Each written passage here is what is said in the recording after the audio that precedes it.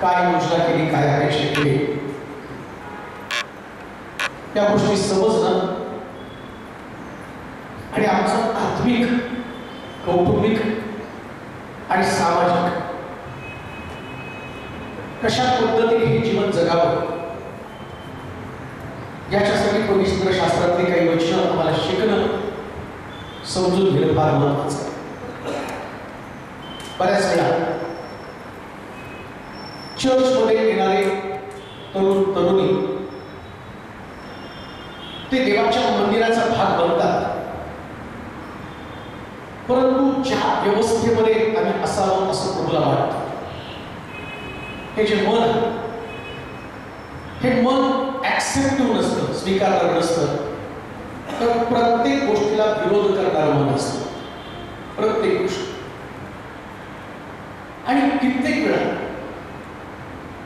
चर्चला यायचं, भक्ती करायची, निघून जायचं, परंतु त्यामध्ये देव आमच्याकडनं काय अपेक्षा करते हे कधीच लक्षात नाही. तर मला आठवतं की मी पण सेवेला सुरुवात करण्याच्या अगोदर, म्हणजे सेवा ही मला कधी आवडत पण नव्हती. बरेच सेवकाने तरी माझ्या डोक्यावर हात ठेवला, भविष्यवाण्या केल्या, परंतु मी पालकांचं जीवन जवळून पाहिजे. त्यांना किती त्रास आहे, किती समस्या आहे, किती त्यांना नाकारलं जातं, आणि सेवा करणं ही गोष्ट साधारण गोष्ट नाही, ही मला चांगलं माहिती होतं. परंतु विश्वासणारा परिवार, धार्मिक परिवार, त्याच्यामध्ये चर्चला जाणं, बसणं, ऐकणं आणि चर्च सुटल्यानंतर घरी जाणं. परंतु माझा जो व्यवहार आहे, जगामध्ये गेला मी जगासारखं राहतो, आणि माझ्या डोक्यामध्ये असे एक विचार येत होते की कुणी पाहिल्या देव, कधी स्वर्गामध्ये जाणार.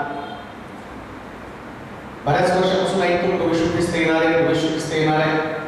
आई वडिलांना असं वाटतं की मुलांनी चांगलं वागावं म्हणून ते देवाचं भय आपल्यावरती लादतात, पण देव ही व्यक्तीच अस्तित्वात. मी चर्चला जातो, पण देवाचं अस्तित्व नाकारलं नाही, तो नाहीच. शिक्षण घेतलं होतं, प्रत्येक गोष्टीला पुरावा होतो की देव आहे. तर मग घरामध्ये भरपूर प्रश्न असायचे. आमच्या एवढी प्रार्थना करते, एवढं चर्चला जाते, उपास करते, घर कर्ज बाजारी, वडील दारू पिणारे, सगळ्या गोष्टीची कमतरता. मग मला असं वाटत होतं की नाही, देव जर असता तर एवढे प्रश्न ख्रिस्ती परिवारामध्ये कसे काय. मी म्हणतो आमचा देव जिवंत आहे आणि तो दिसत नाही. मग माझ्या डोक्यामध्ये पक्क घर झालं, हे सगळे वेडे आहेत. हे पाळत जेव्हा सांगतो ना, तर त्याचं प्रोफेशन, त्याला त्याचा पगार मिळणार, आणि आपण बसायचं, मान बोलवायची आणि घरी जायचं. परंतु ख्रिस्ती मन आहे, आणि उघड असं बोललो तर परिवारात मग बाहेर काढतील, मला कोणी चांगलं म्हणणार नाही. म्हणून मी चर्चमध्ये येत होतो आणि जातो, शिक्षण घेत होतो. चांगले हुशार विद्यार्थी त्यांच्यावर माझी संगत सोबत होती. माझ्या डोक्याला होतं नाही, जगामध्ये लोक फक्त पैशावाल्याला किंमत देतात, ज्याच्याकडे ज्ञान आहे त्याला किंमत देतात. मग मी ठरवलं नाही, चांगलं शिक्षण घ्यायचं, मोठ्या पगाराची नोकरी मिळवायची आणि परिवाराला सुखी करायचं. राहिलं ख्रिस्तीत्व, ते तर आपण जपणारच आहे. पण हे करताना सुद्धा मी दोन्हीकडे घरच्यांना माहीत नव्हतं. माझे मित्र ज्या धर्माचे, त्यांच्यावर बसून मूर्तीपूजा, तळी भरणं, कौल मागणं. त्या कोरोनाची परीक्षा होती, माझ्या मित्राने सांगितलं की नाही, असं एक आहे, आपण जायचं त्या देवाला सुपाऱ्या लावायच्या, त्याच्या छातीला उजवीकडची पडली, टिकली तर उजवलं, डावीकडची पडली तर डावलं. मग मी आणि माझा मित्र दोघं पण गेलो. म्हटलं चला आता मी फास्ट गावापासून 10वीच्या कोर्टाला ती सुपारी बनवायची आणि नेमकी मी उजवीकडे लावली, त्याने डावीकडे लावली, त्याची पडली आणि तो रडाला, मी फेल होणार. आणि मला आनंद झाला, अरे माझी इकडं स्वीकारले देवाने, ती सुपारी उजवली म्हणजे मी पास होणार. आणि तो रडायला, आता नापास होणार, नापास होणार. बरं त्याचा नंबर माझ्या मागे कुणा माझ्या डोक्यात येते की माझा पेपर तो बघून पास होऊ शकतो. परंतु मनामध्ये एक विचार आला, नाही हे सांगतायत ते खरं आहे. आणि जेव्हा पेपर दिले, परीक्षा झाल्या, ते दोघं पण पास झाले. तिथून थोडंसं डोक्यामध्ये विचार सुरू झाले, देव आहे का? तो आहे तर मला काय करायला पाहिजे? पण तरी मन जगामध्ये अडकल्या कारणानं सगळं जग इतकं आतमध्ये बसलं होतं की म्हटलं नाही, देव ही संकल्पना मांडणं म्हणजे मूर्खपणा. घरामध्ये लोक रडायचे, पश्चाताप करायचे. त्यांच्या काळामध्ये त्यांची गॅंग जबरदस्त, पल्ला विल्सन मास्टर, आणखी हे खूप फिरायचे, प्रार्थना करायचे, मोठमोठ्या मीटिंग्स सभांना ते जायचे. यांच्याकडे या लोकांकडे पाहिलं आम्हाला असं वाटायचं हे लोक करतात ते खरं आहे का मी वागतो ते खरं आहे. एक संभ्रम. मग कधी कधी त्यांच्या बरोबर भावना असं वाटायचं की नाही, एक लोकांनी एवढा त्याग केला, एवढं देवासाठी काय त्यांच्याबरोबर प्रेम आता नाही होतं तुमच्यामध्ये, ते कुठंच नाही. आपल्या त्यावेळेच्या त्या कॅसेट असत्या लोकांना भेटण्याच्या, ते संजीवन तुम्हाला कळलं असतं काय संजीवन आहे. एकमेकाला भेटल्यावरती असं वाटत होतं की फार मोठी संपत्ती मिळाली. विश्वास करण्याबद्दल ते ऐक्य, ते प्रेम. त्याच्यामध्ये सभेला गेल्यावर हजारो लाखो लोक असायचे, पण त्या सभेमध्ये कोणी जेवणाची झोपण्याची पर्वा करत नव्हतं, कुठं पण पडायचं, काय पण खायचं, पण लोकांना एकत्र भेटून जो आनंद व्हायचा, मग हे पाहिलं मी काय नेमकं सत्य आहे. परंतु त्या सभा संपल्या, घरी आल्यावर एक महिनाभर प्रार्थनेचं वातावरण राहायचं. नाही आपण प्रार्थना केली पाहिजे, आपण पण ख्रिस्ती आहोत, आपल्याला सुद्धा तेवढं धार्मिक बनलं पाहिजे. पुन्हा जगात गेलो, मित्रांबरोबर गेलो किंवा डोक्यामध्ये अरे प्रार्थना तुम्हाला घरातली भाकर देऊ शकत, प्रार्थना तुम्हाला नोकरी देऊ शकत, प्रार्थना तुमच्या कुटुंबाचे प्रश्न सोडू शकत. मग पुन्हा मोठीला आहे. मग पोस्ट ग्रॅज्युएशन कंप्लीट झाले, एम.कॉम कंप्लीट झाले आणि कंप्लीट झाल्यावरती 3 स्कॉलर मित्र माझे मित्र होते आणि आम्ही डिस्कशन करायला की नाही आता आपल्याला पुढं काहीतरी करायचं. मग कॉलेजमध्ये गेला, आपल्या सरांनी सांगितलं होतं की नाही ICWची परीक्षा दिली की तुमच्या एका सैला 2 लाख रुपये मिळतात. म्हटलं एवढं? त्यावेळेस आमच्या वडिलांना पगार मोजून 1,500 रुपये आणि ते पण 2 हप्त्यात करायचे. चांगलं होतं. 700 रुपये आले, 700-800 रुपये नंतर अशा पद्धतीने सगळं घरातलं वातावरण. म्हणलं एवढी मोठी रक्कम मिळते, हार्डवर्क केलं तर आपण पुढे जाणार. मग आम्ही मित्र लोक बसून डिस्कशन केलं. म्हटलं चल आता आपण जाऊ त्या तिसऱ्या मित्राकडे, त्याच्या घराकडे पिंपळे निलक या ठिकाणी राहिला होता. बॉम्बे रोडने आम्ही निघालो, त्याच्याकडे जाऊन डिस्कशन केलं. सायकलवरती 2 जण गेलो, डिस्कशन केलं. खोली घ्यायची, पुस्तकं घ्यायची, 18 तास अभ्यास करून आपण ICWची परीक्षा द्यायची. आणि सगळे आम्ही एकमेकाला इतकं इन्स्पायर बोलत होतो की आता आपण जीवनात काहीतरी करणार. आणि ते आठवतो आमच्या डोळ्यासमोर इतकं मोठं स्वप्न की ऑफिस असणार, हाताखाली लोक असणार. 4-5 वर्ष आपण हार्डवर्क केल्यानंतर आपल्या घरातली सगळी परिस्थिती बदलली. आम्ही काही वेळ डिस्कशन करून एवढे इन्स्पायर झालो. असं वाटलं की कधी ते दिवस येतात की आपण एकत्र बसून अभ्यास करणार. मग त्या मित्राला भेटून पुन्हा 8:30च्या सुमारामध्ये आम्ही यायला लागलो आणि बॉम्बे पुन्हा रोडवर, त्या बॉम्बे पुन्हा रोडवरती ESI हॉस्पिटल त्याच्याजवळ असं भरपूर पाऊस येत होता. आणि मी माझा मित्र सायकलवरती, समोर गाडी आली म्हणून मी सायकल बाजूला घेतली आणि त्याच्याशी गप्पा मारत एवढं छोटा रोड असल्याकारणाने तो माझ्या मागे राहिला आणि मी गप्पा मारता हा का उत्तर देत नाही, हा मला रिस्पॉन्स का देत नाही म्हणून मला बोलतो, तर तो नव्हता झाला. मग मी परत मागवून गेलो की हा गेला बोलतो, आता तर आम्ही बोललो. तेवढा थोडंसं पुढं 100 फुटावर गेल्यावर मला जाणवलं की माझा मित्र रस्त्यावरती पडला, जो टॉपर होता कॉलेजमध्ये. ती जीप गाडी आली, माझ्या शेजारून गेली आणि त्याला मागे जाऊन धडक देऊन पुढे निघून आणि तो जमिनीवरती पडला. मी गेलो त्याच्याजवळ, फक्त तर त्याची कवटी फुटली आणि त्याच्यातनं मेंदू असा दिसतोय मला आणि तो तडफडतोय माझ्यासाठी. आणि त्याचं तडफडणं बघितल्यावर पहिल्यांदा आयुष्यामध्ये मी इतका घाबरलो. मग त्या बरोबरती जेवढे अपघात होते तेवढे त्याच्यामध्ये ज्यांचं पण ऍक्सिडेंट होईल ते मरून जातो. आता माझ्या डोळ्यासमोर मरण दिसते आणि माझ्या डोळ्यासमोर ती चर्चा. आपण रूम घ्यायची, अभ्यास करायचा, कॉलेज करायचं, मोठी परीक्षा द्यायची, एका सहीला 2 लाख रुपये मिळणार. परंतु दुसऱ्या क्षणाला ज्यानं आम्हाला इन्स्पायर केलं, जो कॉलेजमधला टॉपर मुलगा आहे, तो रस्त्यावरती माशासारखा तडफडत होता प्राण जाण्यासाठी, मरावं. आणि तेव्हा तिथं त्याला पाहिल्यावरती पहिल्यांदा असं वाटलं की सगळी स्वप्न मनुष्य पूर्ण करू शकत नाही. आमचं जीवन एका क्षणामध्ये नष्ट होणारा जीवन. तेवढ्यात एक आवाज आला, आता तरी माझ्यावर विश्वास ठेव.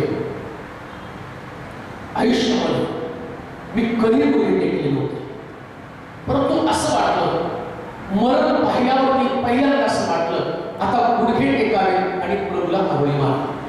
गुडघे टेकले. रस्त्यावर सुनसान, कोणी थांबायला नाही. टू व्हीलरवरती यायचे, बघायचे, निघून जायचे. कारण त्या काळामध्ये कोणी जर उचलून दवाखान्यात नेलं आणि तो व्यक्ती मेला तर त्याच्यावर पोलीस केस द्यायची. त्या व्यक्तीला कोणीच थांबायला नाही.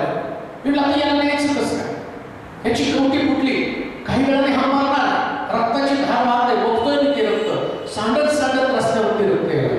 आणि इथे पाहिल्यावरती इतका घाबरलो, इतका बसलं आणि प्रभूला तिथं बसून जोरात मारले. पहिली प्रार्थना,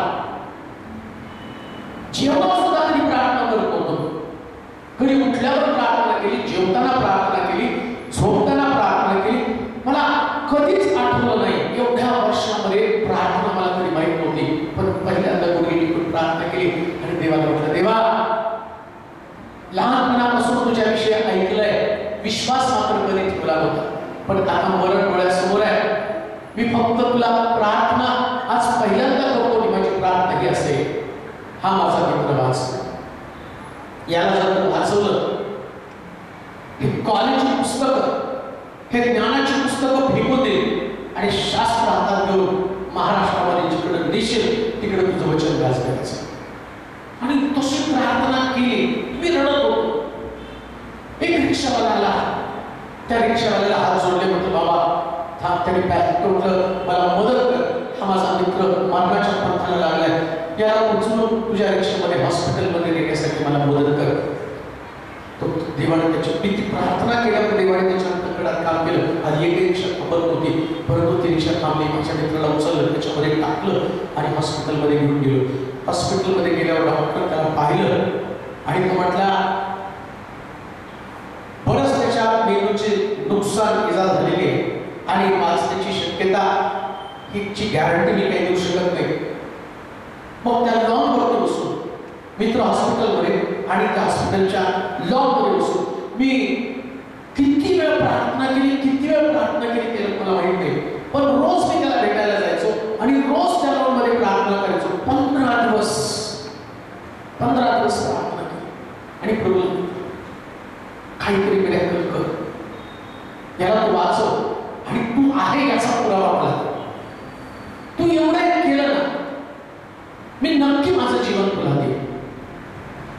15 दिवसांनी माझा मित्र शुद्धीवरती आला. त्याच्या मेंदूला कुठली इजा झाली नव्हती.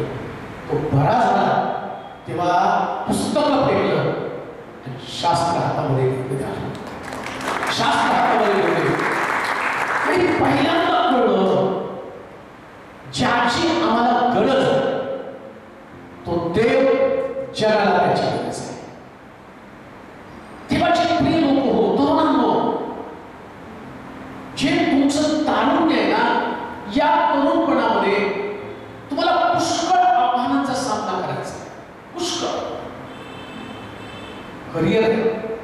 परिवार आहे, तुमचं तारुण्य आहे, तुमची स्वप्न आहे. पण याच्यापेक्षा सगळ्यात उत्तम गोष्ट काय? आपल्या तरुणपणामध्ये आपल्या उपकार करताना स्मरण. बस. जेव्हा तुम्ही तरुणपणामध्ये आपल्या उपकार करताना स्मरता, तुम्हाला माहिती का या दिवसामध्ये सैतानाचं प्रमुख अस्त्र कोणतं आहे आणि शेवटच्या दिवसाची भविष्यवाणी कोणती? पुष्कळ तरुणांना ते माहिती. शेवटच्या दिवसाची भविष्यवाणी काय माहिती का? मृत्यूनं खिडकीच्या आतून प्रवेश केला आणि रस्त्यावरती तरुणांच्या प्रेताचा खास पडला. म्हणजे शेवटच्या दिवसामध्ये मृत्यू कोणामध्ये प्रवेश करणार आहे? तर तरुणांमध्ये.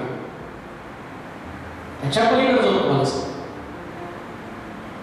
मग तरुणांसंबंधानं दोन भविष्यवाणी आहेत. शेवटच्या दिवसामध्ये मी आपल्या आत्म्याचा वर्षा मनुष्य मात्रावरती करेल आणि त्यावेळेस तुमचे पुत्र आणि तुमच्या कन्या संदेश देतील. बघा, एकीकडे म्हटलं मृत्यूनं खिडकीतून प्रवेश केला आणि रस्त्यावरती तरुणांच्या प्रेताचा त्रास झाला. दुसरी भविष्यवाणी काय? मी शेवटच्या दिवसामध्ये आपल्या आत्म्याचा वर्षा मनुष्य मात्रावरती करेल आणि तुमचे पुत्र आणि तुमच्या कन्या संदेश देतील. म्हणजे काय? जेव्हा तुमचं तरुणपण तुम्ही देवाच्या हातामध्ये देत नाही, एकतर ते देवाच्या हातामध्ये नाही तर सैतानाच्या. तो युद्ध चालू आहे. पवित्र आत्मा तरुणांना शोधतो, तरुणींना शोधतो आणि पवित्र आत्मा शोधत असताना तो दैवी विचार त्यांच्यामध्ये घालत असतो. दैवी विचार, अग्नी, सामर्थ्य.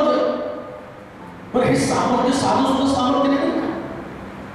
जेव्हा प्रेषित लोकांना या सामर्थ्याचा अनुभव आला, तुमच्या लक्षात पण नाही की देवाच्या भयामध्ये वाढत असताना देवाच्या मंदिरामधलं सामर्थ्य हे जगातल्या सगळ्या सामर्थ्यापेक्षा वेगळं आहे. तुमची डिग्री एक सामर्थ्य आहे, तुमचं तरुणपण एक सामर्थ्य आहे. डिग्रीची भावना, एक व्यक्ती डिग्री मिळवतो ना त्याला पॅकेज मिळतं, परंतु तुमचं पॅकेज तुम्हाला वाचवू शकत नाही, अजिबात वाचवू शकत. पुण्यामध्ये एक IT इंजिनियर, त्याचा मामा पुण्यामधला नामवंत आमदार, मंत्री, त्याची गर्लफ्रेंड खूप सुंदर होती आणि जवळजवळ त्याला 25 लाखाचं पॅकेज, इतकं भारी ऑफिस त्याचं. तो मित्र मैत्रिणी, त्याचं पर्सनल लाईफ, फायनान्शियली स्ट्रॉंग, एज्युकेशनमध्ये पुढे सगळं काही. परंतु अचानक त्याच्या डोक्यात काय आलं नसतं. मला वाटतं 12व्या फ्लोअरला त्याचं ऑफिस होतं. तो पळत आला आणि सगळ्या ऑफिस काचेच असल्या कारणानं त्या दरवाजाला, त्या काचेला त्याने लाथ मारली, फोडली आणि 12व्या मजल्यावरून त्याने उडी मारली आणि तो मेला. काय केलं? 25 लाखाचं पॅकेज, त्याच्याकडे गर्लफ्रेंड आहे, त्याचा आमदार, मामा, मंत्री आहे, सगळं काही आहे, पण त्यानं उडी मारली. का उडी मारली? तुमचं जीवन एकतर देवाच्या हातामध्ये किंवा सैतानाच्या. प्रश्न तोच, तुम्ही देणार कोणाच्या हातामध्ये? जर जीवन तुम्ही देवाच्या हातामध्ये दिलं, एक गोष्ट ध्यानात ठेवा, बुद्धी ज्ञान तुम्हाला वाचवू शकत नाही, परमेश्वराचं भय तुम्हाला वाचवतं. बुद्धी आणि ज्ञान नाही तुम्हाला वाचवतं. बुद्धीनं जास्तीत जास्त तुम्ही पोट भरू शकता, पण एक गोष्ट ध्यानात ठेवा, तुमचं पोट जोपर्यंत तुमच्या शरीरामध्ये ताकद आहे तोपर्यंत तुमचं पोट आहे. ज्या दिवशी तुमची बुद्धी संपते, त्यानंतर तुम्हाला कुठल्याच गोष्टीचा उपयोग होत नाही. आणि बुद्धीच्या बाबतीमध्ये जर तुम्ही बघा, शास्त्र सांगतं दानियेलच्या पुस्तकामध्ये, राजामध्ये अहंकार आला, मी माझ्या ज्ञानानं, माझ्या बुद्धीनं, माझ्या गौरवासाठी एवढं सगळं वैभव तयार केलेले, माझी बुद्धी, माझं ज्ञान, तेवढ्या देवाची वाणी त्याच्यात आले. राजा 7 वर्ष जातील आणि परमेश्वर तुला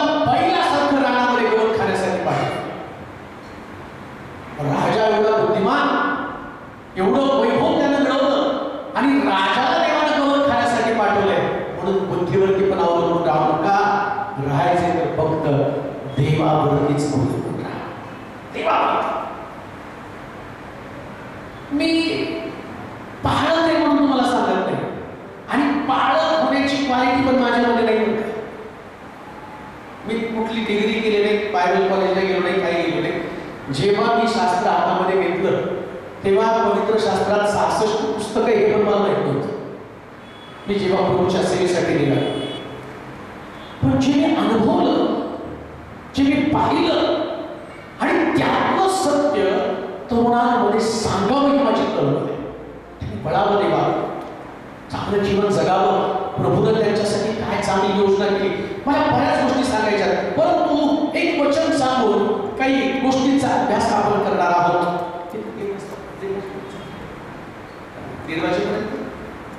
तरुण चालते का नाही?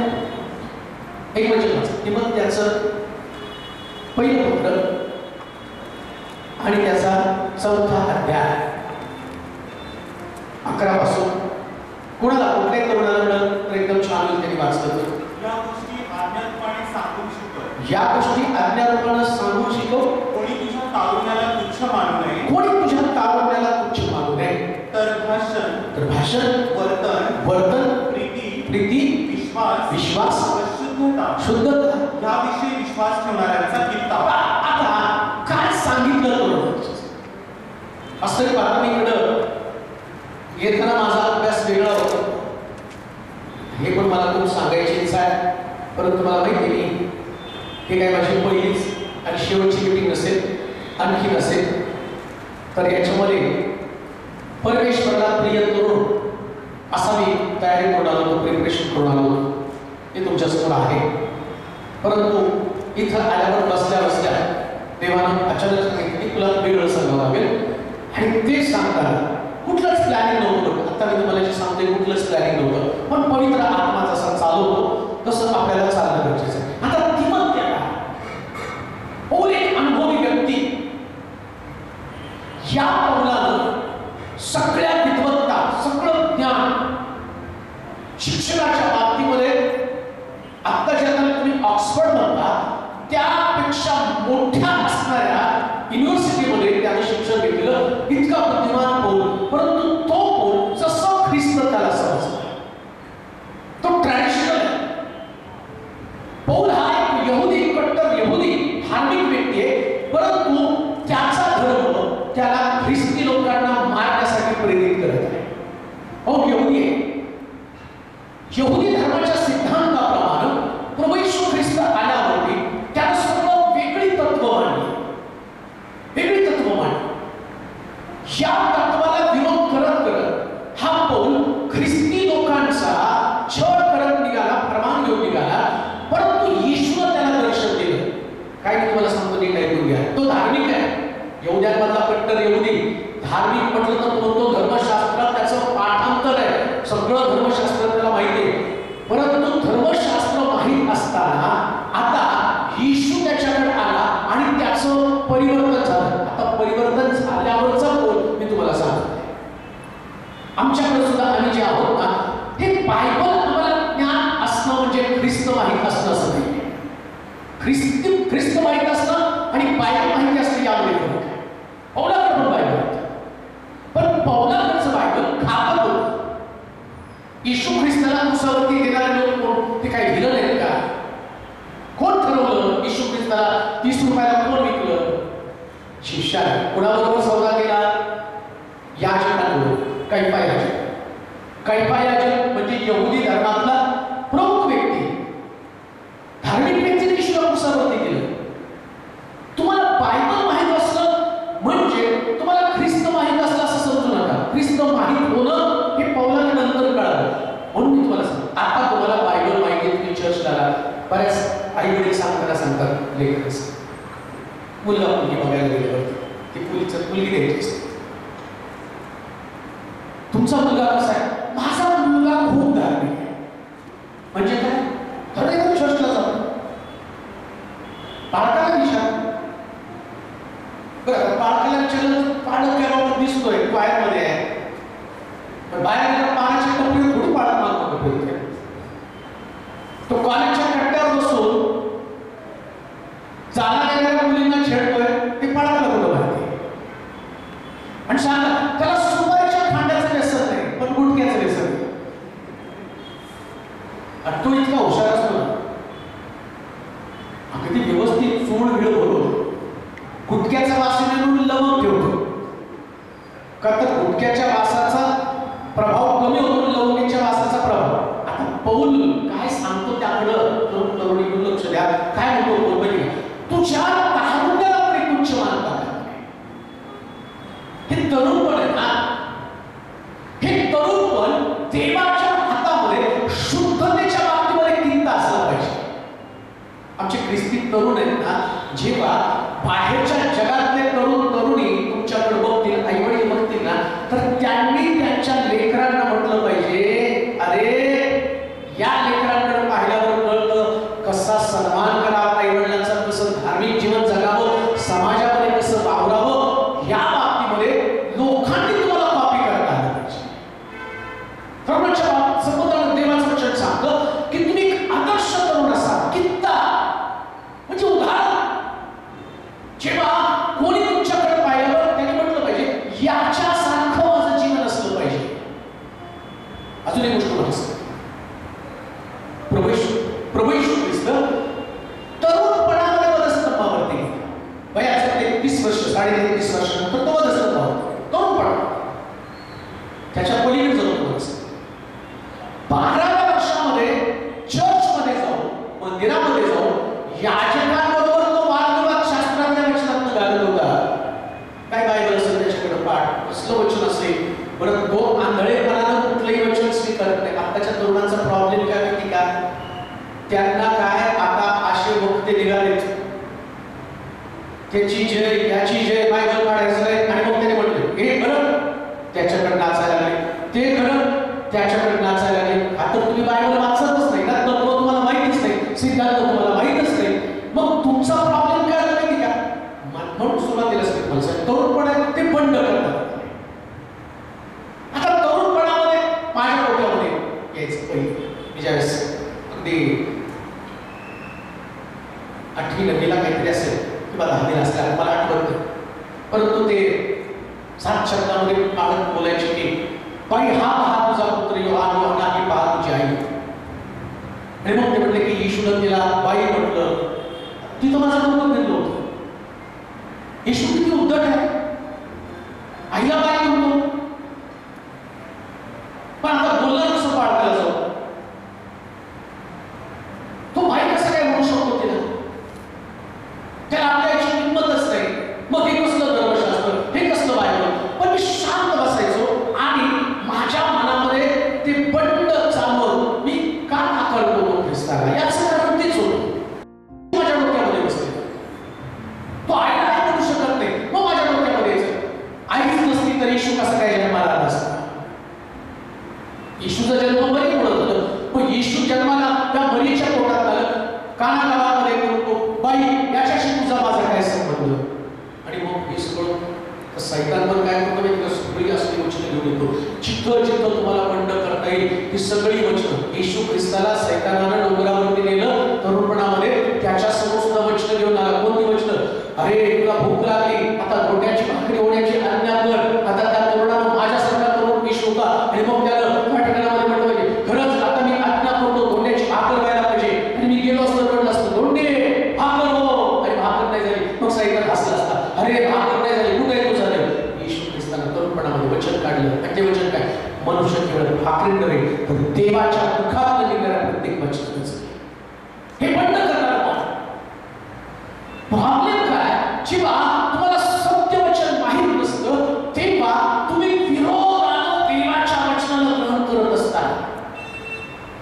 मग तुमच्या मनामध्ये काही वचनं तुमच्याशी बोलली जातात तुमच्या मनात काय बघा येशूचे शिष्य येशूमध्ये परत येशूचे सगळे शिष्य तरुण होते कोण म्हातारा होता त्यांच्याकडे आणि मग येशू सांगायला लागल्यावर तुम्ही किती बायबल वाचता किती तुम्हाला त्यातलं माहिती आहे असं म्हटलं ते एवढं कठीण बायबल कोण पाळू शकेल. त्याचे शिष्य म्हटले का तर त्यांना फक्त बुजगावण्यासारखे येशूच्या मागे फिरण्यामध्ये माझ्या वाटत होते. चला तो म्हटला चला इकडे प्रार्थना चला तिकडे प्रार्थना चला आता डोंगरावरती जायचंय तिथं नुसतं फिरत होते वचन पाळायच्या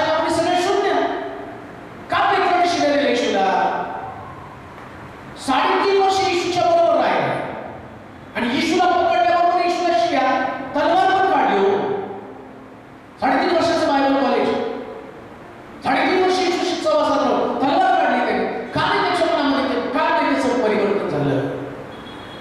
तुझ्या तारणाला कोणी तुच्छ मानू नये. पौलाच्या मुखातनं शिव्या निघल्या. जेव्हा तुमच्या मुखातनं अपशब्द निघतात तेव्हा तुमचं तारुण्य तुच्छ म्हणून जातं. लोक तुम्हाला पाहतात. तरुणपणाचं एक वैशिष्ट्य तुम्हाला सांगू का? शब्दाला शिवी बाहेर पडते. शब्दाला. आणि ते आमचं एन्जॉयमेंट असतं.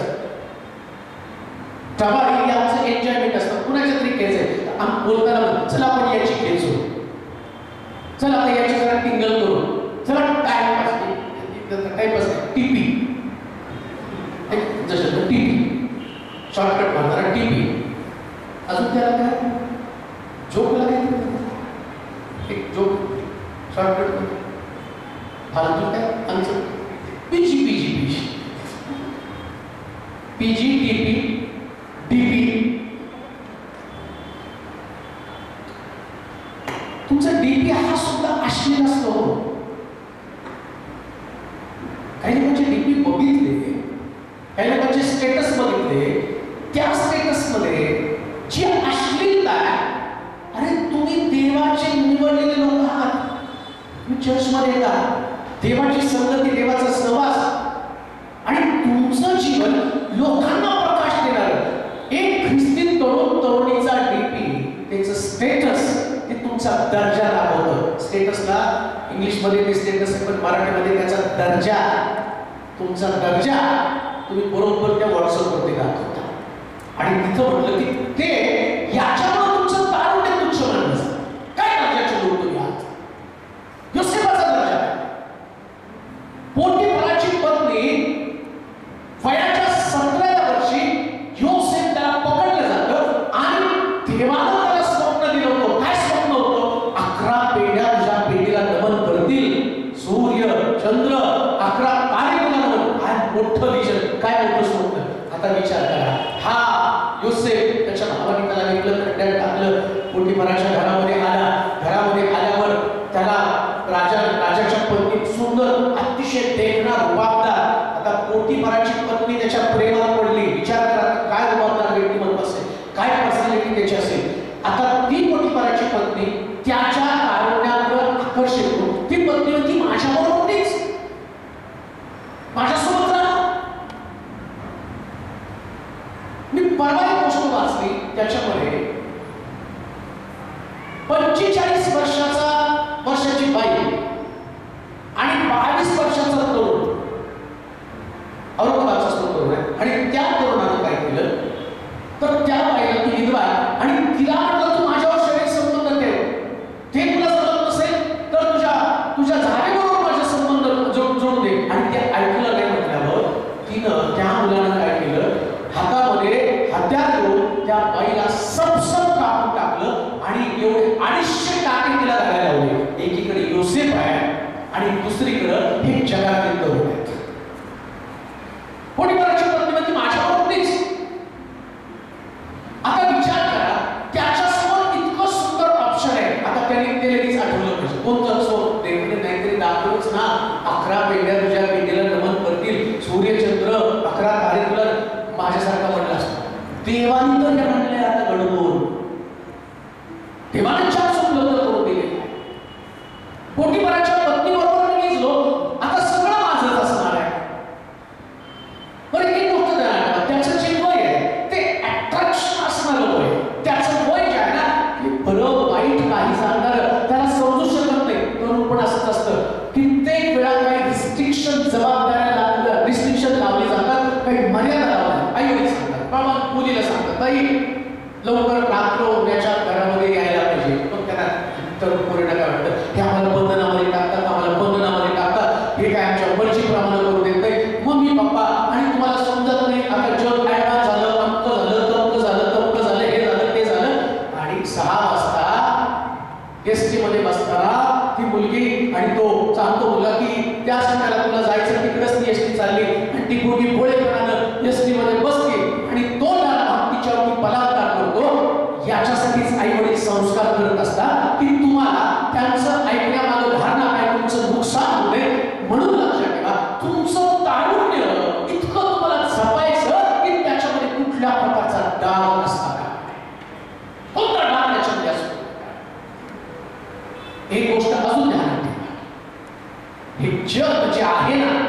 वासनेनं भरलेलं जग. वासनेशिवाय दुसरं तुम्हाला काही सांग. कोण तुम्हाला फक्त म्हणतो ना माझं तुझ्यावरती प्रेम आहे. सुंदर मुलगी बघितली की तो नाही मला तू खूप आवडते आणि मी तुझ्यासाठी विहिरी उडी मारतो आणि मी तुझ्यासाठी विष पितो. प्यार मारा पण आमच्याकडे पूर्ण नाही मम्मी त्याच्याशी माझं लग्न करून दिले तर मी फाशी घेते फॅनला पाहा. काय तुमचं कारण काय गौरवासाठी उडायला लागले. चर्च मध्ये येणारे तरुण तरुणी एका विधर्मी व्यक्तीबरोबर लग्न. विधर्मी मुलगी विधर्मी मुलगा. आता बायबल मध्ये काय सांगितलं, विश्वासणाऱ्याने अविश्वासणाऱ्याशी संबंध जोडून विजोड होऊ नये. आता आम्ही त्याच्यावर ऑप्शन एक आत्मा तारणाला तुझं तर तारण ठेवू दे. तुझ्याच तारणाचा तपास आहे आणि तू आत्मा तारणामध्ये म्हणायला निघाला. अहो शल्मोन ज्या शल्मोनाला देवाने 3दा दर्शन दिलं, 3दा त्याला देवाने दर्शन दिलं, तो शल्मोन शेवटी मूर्ती पूजेच्या नादी लागला. कशा नादी लागला नाही कारण माहिती का तुम्हाला? 300 पत्न्या 700 उपपत्न्या 1000 बायका केल्या आणि त्याच्यातल्या ज्या बायका होत्या त्या मूर्ती पूजक बायका होत्या. 3दा दर्शन दिलेला शल्मोन तो सुद्धा देवाला विसरला दर्शन देऊन. तुम्ही विदाऊट दर्शन तुम्हाला काय तुमचं दार टिकून राहणार? तुम्हाला दर्शनच नाही. त्यानं ते केलं. मग आता इथं काय म्हणत होती? तुझ्या तारुण्याला कोणी तुच्छ मानू नये. सैतानाचा ट्रॅप समजून घ्या. एकदा तुम्हाला त्याच्या जाळ्यामध्ये अडकून. आता पॉवरफुल व्यक्ती सॅमसन.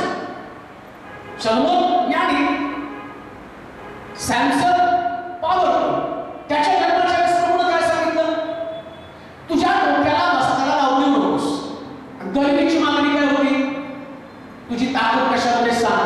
आता दलित त्याला गोड गोड बोलून त्याच्या मांडीवरती झोपवती. त्याचे गाल उंचे घेतलेलं शमशोड शमशोड शमशोड शमशोड शमशोड खुश विस्तृत घे. डोक्यावरती बटा आहे, त्या बटा राखल्या पाहिजे. 2-3दा आपल्याला म्हटलं नाही मला गोळ्या फुकाला बांध, मग वादीनं बांध. त्या सांगितलं एक गात होता. तिसऱ्यांदा ती म्हटली बाबा तुझं काही माझ्यावरती प्रेम नाही. प्रेम असेल आता त्याला ते आठवायला पाहिजे ना. हे गेलं तर ही पण जाणार, सगळं जाणार आहे. आणि मग आम्ही पाहतो कंटाळून त्यांनी सांगितलं. दलिलेने काय केलं? विचार करा प्रेम कसलं आंधळ असतंय. ती दलिला त्याच्या डोक्यावर उभासताना लावून फिरवत होती तरी त्या आंधळ्या प्रेमात त्याला काहीच कळलं नाही. डोक्यावरची केस चालली, बटा चालल्या, सगळ्या बटा गेला टाकला झाला. मग उठून बघतोय आता काहीतरी धावपळ करावं. बघतोय तर काय शक्ती निघून गेली. लक्षात ठेवा तुमची शक्ती फक्त देवाचं वचनच आहे. पावित्र्य ही तुमची शक्ती. एकदा ती गेली की दलिला सगळं काही निघून गेले. म्हणून तारुण्य सांभाळा. तारुण्य सांभाळा. हे तारुण्य देवाला दिलेली तुम्हाला विशेष प्रकारची भेट आहे. स्पेशल. पण तरुणासंबंधात देवाचं वचन काय सांगतं? हे तरुणा तुझ्या तारुण्यामध्ये तुझा अंतःकरण तुला उल्हास देव. तुझ्या मनात त्या प्रमाणावर तो काही तुमच्यावर जबरदस्ती करत. मला पुष्कळ आहे जरा आमच्या पोराला समजावून सांगायचं. त्याला बाळाच आहे तुम्हाला समजावून सांगायच्या टायमाला झोपलं. आता एकदम बाद झाला. एका साहेब दारू घरात खूप त्रास देतो. तुमच्या बरोबर सेवेला घेऊन म्हणजे तुमच्या सेवेने ठेवतो. दारू पितो आम्हाला सेवा देतो. मग असं करा तुम्ही त्याला घेऊन जा म्हणजे तो तुमच्यावर सुधरेल. अरे तुम्हाला बिघडवेल.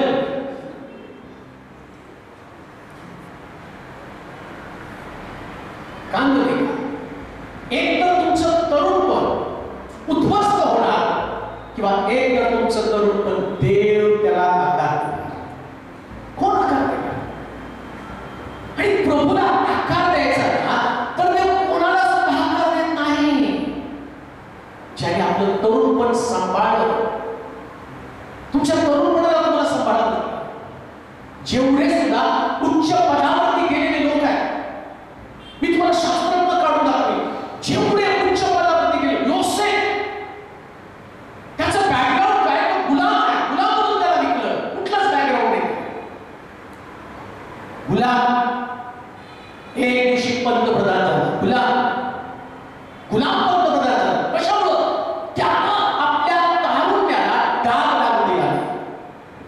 डाग लागू देऊ नका, डाग लागू देऊ नका.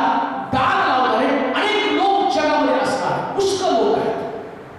ते तुम्हाला ही सैतान एक ट्रॅप लावून तो देवाच्या तरुण तरुणीला कुमार्गाला, वाईट मार्गाला घेऊन जात असतो.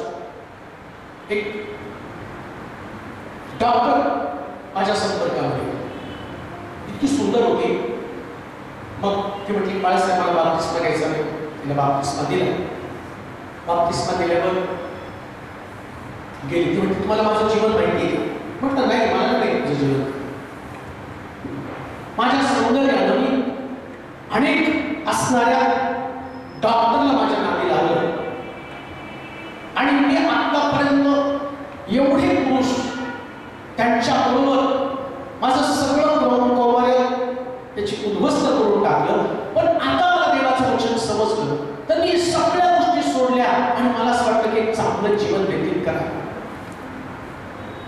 जे पाप तिच्या लक्षामध्ये आलं आणि तिला कळालं मी बऱ्याच गोष्टी गमावून टाकल्या. नाही का? हे जग तुमचं तुम्हाला जे शिक्षण देतं, या शिक्षणामध्ये तुम्ही स्वतःला कलंकित करून घेत आहात. कॅज्युअल चालतं, हे चालतं व्यसन, चालतं व्यभिचार, चालते अश्लीलता आणि त्याला तुम्हाला व्हिडिओ पण सापडतील तसे.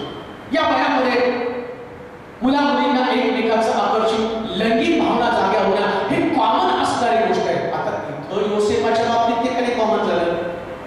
योसेफ कुठेच बरं गेला का? पण नियंत्रण कशाला म्हटलेले पवित्र शास्त्रात? आत्म्याच्या प्रेरणेने तुम्ही चाला, म्हणजे देहवासना पूर्ण करणारच नाही. नियंत्रण आहे, कंट्रोल आहे. अहो ख्रिस्ती पण म्हणजे नेमकं काय? पवित्र आत्मा तुम्हाला चालवलं म्हणजे काय? पवित्र आत्मा देहाचं नियंत्रण करतो, स्वभावाचं नियंत्रण करतो, रागाचं नियंत्रण करतो, लोभाचं नियंत्रण करतो, वासना नियंत्रित करतो. म्हणून योसेफानं सगळं काही नियंत्रित केले. त्याच्या पलीकडे जाऊन तुम्हाला दावीदाचं उदाहरण देतो तुमच्यासाठी. दावीद जोपर्यंत देवाच्या भयामध्ये होता ना, तो देवाच्या भयात असल्या कारणाने देवाच्या इच्छेप्रमाणे चालत होता. पण जे बाळाला देवाची आज्ञा मोडली, ऐका बरं का, तेव्हा एक नियम होता. प्रत्येक राजानं वर्षाच्या सुरुवातीला युद्धाला जायचं. वर्षाच्या सुरुवातीला तो सुद्धा एक सुंदर माझा मेसेज आहे. वर्षाच्या आरंभी राजानं करायची गोष्ट दावीद तो चुकला आणि दावीद घरी थांबला, युद्धाला गेला नाही. देवाची आज्ञा त्यानं मोडली आणि तो गच्चीवरती गेला. आता गच्चीवरती गेल्यावरती तो पाहतो तर त्याच्या सैनिकाची पत्नी आंघोळ करत आहे आणि खिडकी उघडी राहिली. आणि दावीदाचं लक्ष बरोबर त्या स्त्रीच्या लग्न देहाकडे गेलं आणि परिणाम काय झाला? त्यानं त्या आपल्या सैनिकाची पत्नी आपल्या घरी आणली. मग ती प्रेग्नंट राहिली आणि दावीदाला मोठा प्रश्न पडला, आता करायचं काय? मग त्याला त्या सैनिकाला बोलतो, युद्धात जा, तुझ्या बायकोकडे जाऊन देस का? तर त्याला ते कळू नये, ते पाप मी केलेलं कळू नये. पण तो सैनिक म्हटला नाही, सगळे युद्धामध्ये मी कसं माझ्या पत्नीकडे जाऊ? मग आता राजाला कळलं, बापरे मी काही सोडणार नाही. देवाचा मनुष्य असं म्हटलं, दावीद माझ्या हृदयासारखा आहे, देवाच्या अंतःकरणातला व्यक्ती. पण तो भरकटला, तो फिसकला, त्याचा पाय घसरला आणि पाय घसरल्यावर काय झालं? दावीदानं एका चुकानंतर दुसरी चूक कशी केली तुम्हाला सांगतो. इकडे दावीदानं व्यभिचार केला आणि आता त्यानं काय केलं? त्या व्यभिचारापासून वाचावं, त्याच्या पत्नी, त्या सैनिकाच्या पत्नीला त्यानं स्पर्श केला आणि तिच्यासोबत निसला. ही गोष्ट लोकांच्या लक्षात येईल. मग त्यानं काय केलं? त्या असणाऱ्या सैनिकाला त्यानं भरमानवाडी सांगितलं, गेला तुंबळ युद्ध कुठं चाललंय त्या ठिकाणामध्ये पाठवा, हा मेला पाहिजे. त्याचा सैनिक त्याच्या राज्यासाठी युद्ध करतो, पण तो त्याला मार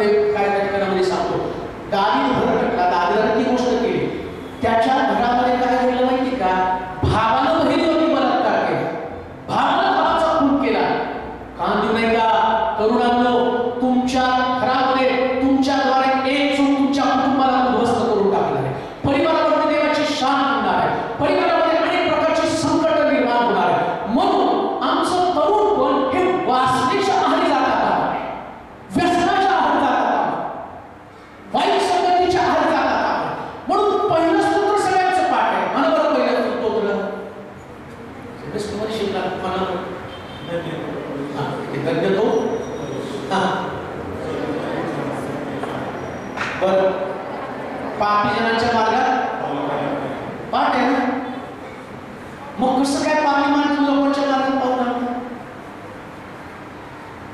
जातच कसं संडे स्कूलला पाठ करून रट्टा मारून मारून पाठ बक्षीस पण आणलेलं असतं. पहिलं स्तोत्र पाठ. अरे स्तोत्र जाऊ दे, पाठ करून किती पाळलंस? जी बात तुम्ही ती म्हणत करता. दुर्जनांच्या मसलत तरी चालत नाही. मसलत म्हणजे चर्चा, डिस्कशन. फेसबुकला नुसतं हाय केलं की हाय हाय हाय हाय हाय हाय हाय आणि त्या हायवर सगळं सत्यानाश. आणि तुम्हाला सांगू का हाय म्हणजे काय माहिती काय?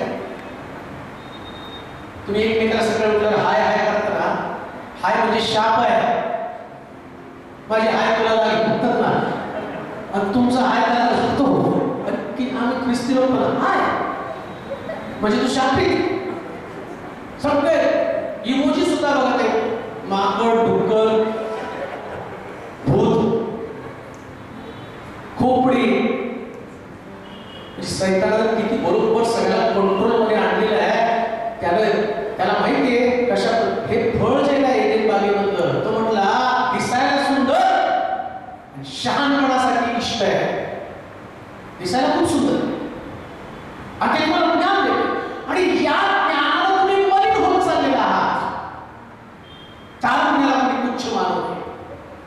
प्रत्येक तरुणीनं प्रभूकडे काय प्रार्थना केली पाहिजे? देवा, माझे विचार पवित्र आत्म्याच्या प्रेरणेने चाललेले विचार असतात. माझ्या मस्तकामध्ये फक्त तुझे विचार असो. अजून एक गोष्ट असते, एकदा तुम्ही या जगामध्ये गेला, जगाशी समजून झाला, जगानं तुमचा उपभोग केला, घेतला किंवा तुम्हाला टाकून दिल्यावर तुमची पुनर्बांधणी कोणीच करू शकत नाही. इथे तरी रोज मला शेकडो कॉल येतात आणि त्या कॉलमध्ये मला वाईट वाटतं. ते म्हणतात, बाळा साहेब, आम्ही फसलो गेलो आणि आता आमच्यासाठी प्रार्थना करा, आमच्यासाठी प्रार्थना करा. कुटुंब तुटलं, परिवार उद्ध्वस्त झाला, आई वडिलांनी सोडून दिलं. का? जे भाग तुमचं तारुण्य तुम्हाला सांभाळायचं होतं त्यासाठी ती सांभाळलं नाही. आता देवाने तुमचा हात सोडला तर जगामध्ये तुमचा हात कोणी धरणार आहे? प्रभूला जर सगळ्यात वाईट कोणत्या गोष्टीचं वाटत असेल, दुःख कोणत्या गोष्टीचं वाटत असेल की त्याचं देवानं निर्माण केलेला तरुण आणि तरुणी उद्ध्वस्त होतात, विचारानं अपवित्र बनतात, शब्दानं अपवित्र बनतात. तुझं शरीर जिवंत देवाचं मंदिर, या देवाचा आत्मा वास करतो. हे तुला कळत नाही का? देवाचा आत्मा ज्याच्यामध्ये वास करतो त्याच्यामध्ये व्यसन असतं, त्याच्यामध्ये अशुद्ध जीवन असतं आणि असलं अशुद्ध जीवन घेऊन आम्ही जगामध्ये देवाचं नाव कसं गाजवणार आहे? मग आता किंमत किती सुंदर म्हणतो, तुझ्या तारुण्याला कोणी तुच्छ मानतो. कशाच्या बाबतीमध्ये कुठं चुकतो? कशाच्या बाबतीमध्ये तारुण्य तुच्छ मानलं जातं? वाचूया वचन 11 वचन 12 वचन. कोणी तुझ्या तारुण्याला तुच्छ मानू नये, तर भाषण, वर्तन, प्रीती, विश्वास व शुद्धता याविषयी विश्वास ठेवणाऱ्यांचा कित्ता हो. कशाच्या बाबतीत कित्ता व्हायचा? काय होतं माहिती काय? धार्मिक म्हटल्यानंतर आमच्या समोर एकच आहे, क्वायर. क्वायरमध्ये येऊन प्रोग्राम सर एका आंटीने फोन करून सांगितलं, माझ्या मुलासाठी तो क्वायरमध्ये. मग काय प्रार्थना करू? नाही, घरी आल्यावर पितो, तिथं गातो, इथं पितो. ही धार्मिकता. एक गोष्ट तुम्हाला सांगू का? व्यसन करणाऱ्याला स्टेजवर सुद्धा चढायचं नसतं. ज्याची तुम्ही भक्ती करता, जेव्हा नोहा तारवातून बाहेर आला ना, त्यास असं दिलं, नोहानं सगळे शुद्ध पशु आणि पक्षी याचा होम केला. तो म्हणजे आराधना, तो म्हणजे प्रार्थना. शुद्ध पशु आणि शुद्ध पक्षी. या मुखातनं देवाचा धन्यवाद. त्या मुखामध्ये तंबाखू, दारू, गुटखा. बरं ठीक आहे, तुम्हाला ते आवडतं. मी म्हणतो चर्चमध्ये गुटखा खाऊन तुम्ही घाला, तेव्हा बोलतो नाही इथं देव आहे, बाहेर देव नाही. आकाश त्याचं सिंहासन आणि पृथ्वी त्याचं पाय ठेवण्याचं ठिकाण. म्हणजे बाहेर गेला तेवढं जातो का आता तू बाहेर जा, कुठं गटारीत पड, पानाच्या टपरीवरती बस, मी तुला काय बघत नाही, रविवारी आला डोळे उघडतो. कुठलं लॉजिक वापरता? मग उपदेश काय बोलतो, तुझं अंतकरण तुला बोलला जाईल, तुझ्या मर्जीचे त्याप्रमाणे तुला वर प्रत्येक गोष्टीचा हिशोब तुला द्यावा लागेल, प्रत्येक गोष्टीचा हिशोब. बरं देवाचा हिशोब काय साधा सुद्धा हिशोब नाही हो. गुटखा खाण्याला इथं मला पण टेंबून येतोच. मग बाळासाहेब प्रार्थना करा, आता देवाने हा कॅन्सर घालावा.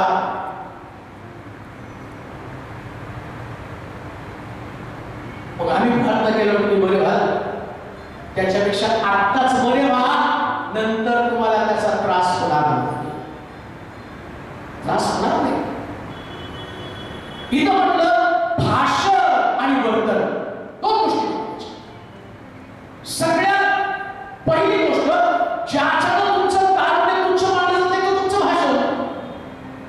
आरबट भाषा, उद्धट भाषा, अपमानित करणारी भाषा, कुणाला तरी खाली बाहेर लावणारी भाषा, अर्वाच्य भाषा, अशुद्ध भाषा. अजून एक तुम्हाला सांगतो, बायबल काय सांगतं माहिती का, जे बाहेरून आत जातं ते माणसाला अशुद्ध करत नाही, आतून जे बाहेर निघतं ते माणसाला अशुद्ध. आणि आतून बाहेर काय निघतं? भाषा. तोंड बंद मी दोना, हे साधू लोक तिकडं हिमालयात जाऊन बसतात कशासाठी नाही, तिकडे तोंड बंद. सगळं पाप तोंडानंच आहे बरं का. देवाची शांती निघून जाण्याचं काम पण तोंडच, देवाला तुमचा नाकार करण्याचं पण काम तोंडच. म्हणून यशाच्या पुस्तकामध्ये यशा काय करतो, तो म्हणतो की मी दर्शन पाहिलं आणि परमेश्वराला मी माझ्या दर्शनामध्ये पाहिलं. तर त्या ठिकाणामध्ये त्यानं पाहिलं की एक देव, एक जो असणारा पक्षी, त्या पक्षाला 6 पंख, दोन्ही उडे आणि दोन्ही आपलं तोंड झाके आणि दोन्ही तो उडं, असं त्या ठिकाणात म्हटलेलं. एक जो पक्षी त्या पक्षाला पहिल्यांदा आपलं तोंड झाकलेलं आहे. देवाच्या सानिध्यामध्ये पहिलं काम करावं नाही का, पहिल्यांदा तोंड झाकलं. भाषेच्या बाबतीमध्ये तुम्हाला आदर्श असलं पाहिजे. तुमची भाषा, तुमचं बोलणं, जेव्हा तुमच्या बोलण्यावरती नियंत्रण येतं, तुमची भाषा ही लोकांसाठी किंत असली पाहिजे. असं बोललं पाहिजे. कसं बोललं पाहिजे? सिंहाच्या गुहेमध्ये दानिएलला टाकलं, त्यास दानिएलला राजा विचारतो, हे दानिएला, परात्पर देवाच्या पुत्रा, सिंहाची तोंड देवदूत पाठवून तुझ्या देवानं बंद केली का? आपलं उत्तर काय तर महाराज चिरावी असं. त्याचं उत्तर ते नाही, तुम्ही मला सिंहाच्या गुहेत टाकलं आणि मला तुम्ही त्रास दिला, आता देव तुम्हाला त्रास देणार, ते नाही त्याचं उत्तर. हे धार्मिक व्यक्तीचं बोलणं आहे. कोणतं बोलणं? आमच्याकडे काय बोललं असतं माहिती, कुणी आम्हाला त्रास दिला की आमचा एक डायलॉग असतो, माझा देव तुला बघून घे. आणि त्याच्या खूप पलीकडचे 8 दिवसात कळलं नाही ऍक्सिडेंटने मेले तर मी उपास करतो. मी उपास आणि बरेच लोक एका हॉस्पिटलमध्ये एक डीन खूप त्रास देत होता. ती बाई मला वर्षभर सारखी फोन करायची, मेसेज पाठवायची, साहेब तो डीन आहे ना, एकतर त्याची ट्रान्सफर बाकी नाही तर त्याला काहीतरी व्हावं म्हणून लागतं. रोज ती मेसेज वाचायची. म्हणजे कसं सांगावं गेला की बाई असं नसतंय, असं नसतंय, असं नसतंय, काहीतरी करा ना. तो डीन खूप त्रास देतो, खूप त्रास देतो, खूप त्रास देतो. रोज उठून त्याचा ऐकायचं, वर्षभर त्याचा ऐकायचं. मी नव्हतं प्रार्थना करत. म्हटलं ही तुझी प्रार्थना, असली प्रार्थना देवाने मला शिकवलीच नाही. सिंहाची तोंड बंद करायला तर देवाचं काम करेल. परंतु एक दिवशी असं घडलं की तो डीनच मेला. म्हणजे तुमच्या किरकिरीने मरतील लोक. दानिएल जी प्रार्थना करतो आणि त्याच्या प्रार्थनेचा परिणाम, त्याची भाषा काय, महाराज चिराई असं ऐकलं का? आता हा शब्द ऐकला, सिंहाच्या गुहेतनं दानिएलला बाहेर काढलं. त्याच्या भाषा कशी तुमच्यासाठी किंत आहे, तुमची भाषा कशी किंत असली पाहिजे त्याच्या संबंधाने मी सांगत आहे. दानिएलची भाषा इतकी सुरेख होती, इतकी सुंदर होती. दानिएल सिंहाच्या गुहेतनं बाहेर आला आणि राजा काय म्हणतो माहिती का, आता इथून पुढं याच्याच देवाची उपासना करा, कारण याचा देव सर्वश्रेष्ठ देव आहे. इतका आदर्श तुमचं बोलणं, भाषा असली पाहिजे की लोकांनी देवाकडे करतात. आम्ही काय करतो माहिती का, चला तरुण ट्रॅक्स वापरूया, बरोबर जाऊन ट्रॅक्स रस्त्यावरती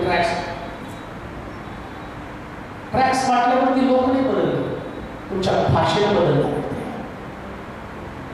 ट्रॅक्स छान आहे त्याच्यामुळे तुमचं, पण त्याचं प्रॅक्टिकल आमच्याकडे तो माझं म्हणणं, माझं बसणं, माझं बोलणं, माझं चालणं, एकंदर वर्तन तू पाहावं. बोलणं तुमचं फार महत्वाचं आहे. ते बोलणं आल्यावर एवढी नम्रता त्याच्यामध्ये असली पाहिजे जी आमच्यामध्ये नाही आहे.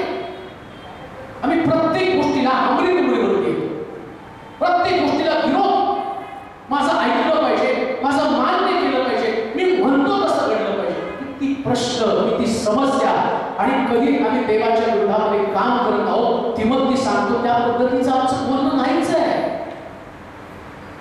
आमच्या बोलण्यानं किती दुखवतात तुम्हाला माहिती का? कधी कधी वडीलधाऱ्या लोकांशी आम्ही बोलताना ते आतमध्ये भरपूर तुटलेले असतात, त्यांच्या डोळ्यामध्ये अश्रू असतात, ते तुमच्या समोर गाळतात.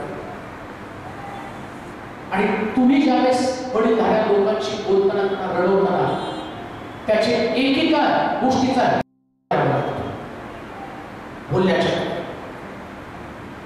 अजून एक गोष्ट मला सांगतो, तुमचं बोलणं तुमच्या दुसऱ्या पिढीसाठी, घरामध्ये दुसरं कोणीतरी छोटं आहे ना, ते कॉपी करत असतं तुमचं बोलणं. ते लेकर व्हिडिओ बघता तुम्ही, ते आजोबा सांगतो, ते लहान लेकरू अगदी तसंच पाठीला हात करून नगडत चालत असतं. विचार करा, तुमच्या बोलण्याचा परिणाम तुम्ही दुसऱ्या पिढीला बर्बाद करण्यासाठी वापरत असता, तुम्ही दुसरी पिढी अरवंट करत असता, दुसऱ्या पिढीला बंड करण्यासाठी सांगत असता.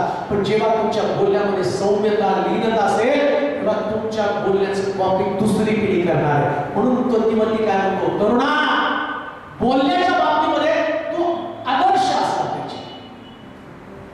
आणि लक्षात ठेवा, परिवार फुटण्याचं काम, मंडळी फुटण्याचं काम, मंडळीमध्ये वाद निर्माण होण्याचं काम पण बोलणंच आहे. बोलणं. म्हणून शास्त्रामध्ये सांगितलं, बोलण्यास धीमा, ऐकण्यास तत्पर. बोलण्यास कसं पाहिजे? धीमा म्हणजे सावकाश. कधी कधी इतकं पटपट पटपट पटपट पट इतकं बोलून मोकळं ते शेवटी दम लागतो आणि मग कळतं बीपी वाढली. आणि आता जर तुम्ही बघितलं तर 22-23 वर्षाची पोरं, 18 वर्षाची पोरं बीपी सोडून मरायला लागलेले का? तर त्यांचं बोलणं आहे. हलके ते तरुण तरुणी जे आपल्या बोलण्यावरती संयम आणून, पवित्र आत्म्याच्या अधीन राहून या शहरासाठी आशीर्वादाचं कारण करतात. तुमच्या मंडळीसाठी, तुमच्या परिवारासाठी, तुमच्या घराण्यासाठी तुम्ही आशीर्वादाचं कारण बनलं पाहिजे. म्हणजे पहिली गोष्ट आम्ही पाहिलं की तो बोलण्याच्या बाबतीमध्ये तू कित्तास. दुसरी गोष्ट वाच त्याच्यावरच भाषण. कोणी तुझ्या तारुण्याला तुच्छ मानू नये, तर भाषण, वर्तन, प्रीती, विश्वास. पहिली गोष्ट भाषण म्हणजे भाषण. दुसरी गोष्ट काय? वर्तन. वर्तन म्हणजे वागणं. बरं, एक गोष्ट द्या, किती पोपटासारखं तुम्ही बोलला. आता माझं एकदम सगळं बोललं म्हणजे चिकून पण गेल्यावर साहेब खूप भारी बोलता, खूप भारी बोलता. तुमचा ऐकतो, युट्यूबला उठतो, सकाळी उठल्यावर ऐकतो, तुम्ही खूप छान. आता मी बोललो खूप छान, प्रीती करा, क्षमा करा, चोऱ्या करू नका, खून करू नका, आणि जाता जाता पाळाचं पाकिट मारून गेलो.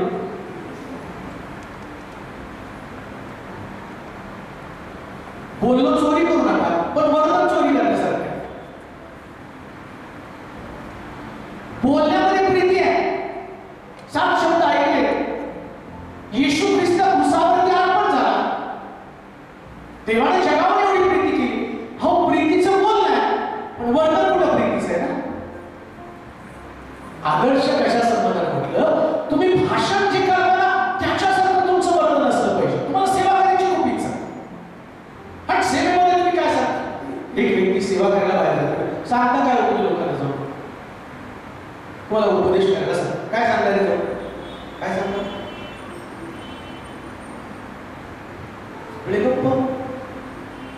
काय सांगता उपदेश करताना जाऊन? पाप करू नका हे सांगता ना, हे सांगता का नाही? हे सांगायचं, पाप करू नका, चांगलं वागा, पाप करू नका, कारण स्वीकारा, ईश्वर आपला प्रभू माना, सगळं तुम्ही बोलता.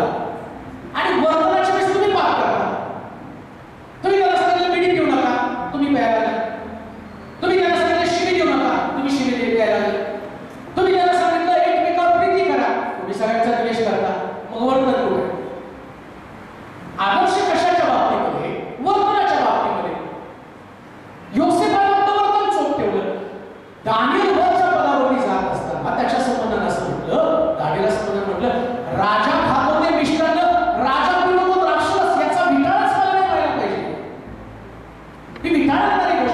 त्याचं वर्तन तुम्ही पाहिलं तर तुम्हाला कळेल की त्यानं आपला देह विटाळून दिला.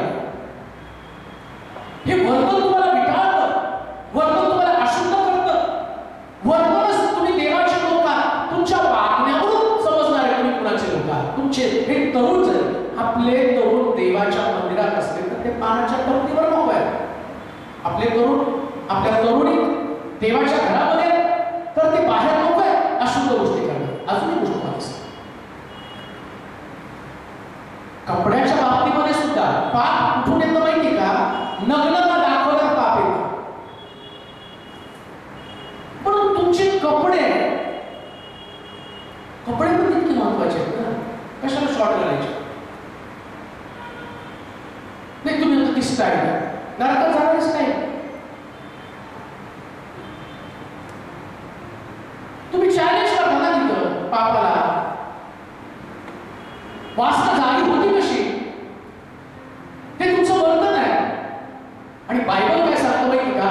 नग्नतेमुळं आता याजकाला देवाचा नियम होता. पूर्वी याजकच फक्त परमपवित्र स्थानामध्ये जात होता. तर याजकाला त्यांनी सांगितलं ही जी जागा आहे हा जागा याजकाला कंपल्सरी दिलेला होता. आणि कशासाठी तो जागा दिलेला आहे? तो कमी आहे पण त्याच्या इथं अगदी बोटापर्यंत तो असतो आणि खाली अंगठा पण नाही दिसला पाहिजे. आणि याजकाला तो जागा घालून उरपट आहे. त्यानंतर मी पाहतो की एक उरपट जागा अशा 3 पद्धतीने तो आहे. आणि खाली जाताना त्याने म्हणजे चोळणा बांधून जातो. म्हणजे एक जाळी असते ती तुमच्या आतमध्ये तुम्हाला घालून तुम्हाला जायचं का? तो पायरीनं सुद्धा तुमची नग्नता नाही बघितली पाहिजे. पायरीनं सुद्धा नाही. आतमध्ये येताना पायरीला नग्नता नाही दिसली पाहिजे. लोकांना कशी काय दाखवत? पायरीला नग्नता बघू नये म्हटले बायबलमध्ये. मग आमच्या तरुणींनी नग्नता दाखवत दिलं तर त्यांचं वर्तन अशुद्ध झालं. मग तिथं ते पापाला लोकांना पापाकडे आकर्षित करतात. दावीद बदल होण्याचं कारण काय? स्त्री नग्नता त्यांनी पाहिली, व्यभिचार केला आणि त्याचं बदल झालं. मग आता आमचं वर्तन लक्षात मॉडर्न विसरून जा. उगीच काहीतरी शब्द काढलाय मॉडर्न नाही ते. काय मॉडर्न मिळत नसतं. आणि मॉडर्न आहे तर स्वर्ग विसरून जा आणि मंदिर पण विसरून जा. देवाच्या घरामध्ये आल्यानंतर आम्हाला आमचं शरीर झाकणं. अहो तिथं म्हटलं स्त्रीनं आपलं मस्तक झाकावं. मस्तक झाक बॉडी कशी एवढी ठेवू शकतो? हे वर्तन आहे. तो आदर्श असला पाहिजे. बाहेरच्या लोकांमध्ये उघडेपणा, आमच्याकडे पण उघडेपणा. तो देवाच्या लोकांमध्ये आणि बाहेरच्या लोकांमध्ये फरक काय? तुम्हाला किती तुमच्या विचारात तुम्ही प्रगल्भ झाला तुम्हाला वाटत असेल आधुनिकता. आणि बरेच लोक म्हणतात मग नाही मग परदेशामध्ये नाही का मग ते प्रीचर. आता प्रीचर जर तुम्ही बघितलं तर ते फाटके फुटके जीन्स निघाले तर प्रीचिंग. मग त्यांनी अहो बायबल काय सांगतं बघा ना. तो प्रीचर काय करतो याच्याशी तुम्हाला काय? बरं तुम्हाला जायचं तिथं स्वर्गामध्ये. तुम्हाला अमेरिकेत जायचंय, स्वर्गामध्ये जायचं. अमेरिकेत गेल्यावर तुम्ही कसं पण राहता? तुम्हाला कोण विचारणार? स्वर्गामध्ये कसं जाता येतं? तिथं वर्तनच आहे ना. आणि आम्ही बिब्लिकली पाहतो, देवाच्या वचनानुसार पाहतो. देवाच्या वचनामध्ये काय सांगितलं की तुमचं वर्तन, तुमचं वागणं आणि वागणं अगदी कपड्यापासून तर बोलण्यापर्यंत. कसं शास्त्रामध्ये सांगितलं तुमचं वर्तन आई वडिलांच्या बाबतीमध्ये, वडीलधाऱ्या व्यक्तीच्या बाबतीत तुमचं वर्तन काय? वर्तन म्हणजे वागणं. कुणाच्या बाबतीत वागणं? तुमचं आई वडिलांच्या आज्ञेमध्ये राहा म्हणजे राहायलाच पाहिजे. त्यांचा शब्द तुम्हाला दुर्लक्ष करून चालताच येणार नाही. हे तुमचं वर्तन आहे. तुम्हाला आताच्या पिढीचं काय कळतं? परवा आम्ही मुंबईला येताना येता 1-2 मिनिटं येता एका दुकानामध्ये दत्तश्रेव आम्ही त्याला घेऊन गेले. मग आमच्याबरोबर दुसरा एक मुलगा होता. त्याला म्हटलं इथं स्वस्त जीन्स मिळतात घे म्हटलं. मग तो आला आणि त्याने भली मोठी ढगली पॅन्ट काढली. म्हणजे आधी नाही ढगली आहे काय मस्त ही आत्ताची स्टाईल आहे. म्हणलं वापरून झाली आमची. तेव्हा आमचं पण भला मोठा बॉटम होतं 35-40 बच्चेने नुकताच काढला होता. त्यांनी म्हणतात त्याने काढलं मी काय आता मग काय नाही झालं नाही आम्ही आता अजून अरे तुम्ही अजून नाही आम्ही सगळं वापरून झालंय आता तुमचं फाटकं मुटकं जे तुम्ही आता ठिगळ लावता ना ते आम्हाला नव्हतं म्हणून आम्ही ठिगळ लावून घालतो आता तुम्ही ठिगळ लावता आमच्या पॅन्टी फाटक्या होत्या वापर फेकता येत नव्हतं म्हणून आम्ही फाटलेल्या पॅन्टी घालत होतो आता तुम्ही इथं फाडून घेता आणि घालता काय नवीन काढलंय आमच्याकडे पैसे नव्हते म्हणून ते घालत होतो तुमच्याकडे आहे वाजलेले म्हणून तुम्ही ते घालता फरक काय नाही सगळं तसंच आहे काही नवीन नाही हे आहे ते ओरिजिनल आहे बाकी सगळं डुप्लिकेट आहे आणि म्हणून म्हटलं वर्तनाच्या बाबतीमध्ये देवाच्या वचनाच्या पुढे कधी जाऊ नम्रतेने मान टोका आणि प्रभूला म्हणा प्रभू फक्त तुझ्या इच्छेप्रमाणे जगायला शिकव तुझ्या इच्छेप्रमाणे जगायला शिकव बऱ्याच गोष्टी सांगायच्या परंतु मला माहिती की वेळेअभावी सांगता येणार नाही संध्याकाळची सुद्धा सभा आहे परंतु जाता जाता मी तुम्हाला सांगेन दोन गोष्टी मी तुम्हाला सांगितल्या परंतु तिमंती ज्या पद्धतीनं अपोल तिमंत्याला सांगतो त्याच पद्धतीने मी तुम्हाला सांगत आहे तरुणांनो तुमचा तारुण्याचा वापर फक्त देवाच्या राज्यासाठी काय प्रार्थना करतो सर्वशक्तिमान जिवंत देवा आम्ही नम्रतेने तुझ्या सिंहासनासमोर येत आहोत या दिवसामध्ये या तरुण लेकरांना मी तुझ्या स्वाधीन करत आहे जगामध्ये जातील जग भयानकतेने भरलेले अशुद्ध अमंगळ आणि अशा जगामध्ये ही तरुण लेकरं त्यांच्या वर्तनाच्या द्वारे लोकांवरती प्रभाव टाकणारे असू त्यांची भाषा त्यांचं प्रेम त्यांची सहनशीलता त्यांची शुद्धता त्यांचं चांगुलपण हे बाहेरच्या लोकांवरती प्रभाव टाकणार असतो प्रभू कोणत्याही चुकीच्या मार्गावरती त्यांनी जाऊ नये जेव्हा विचार करतील तेव्हा देवाच्या वचनाचा विचार करावा प्रभूसाठी वापरलं जावं तुझ्या योजनेप्रमाणे त्यांनी पुढे जावं यासाठी त्यांचा वापर कर मंडळी परिवार या सगळ्यांसाठी त्या आशीर्वादाची कार्य करू देतो धन्यवाद देतो तुझी स्तुती करतो तुला गौरव देतो येशूच्या नावात प्रार्थना करतो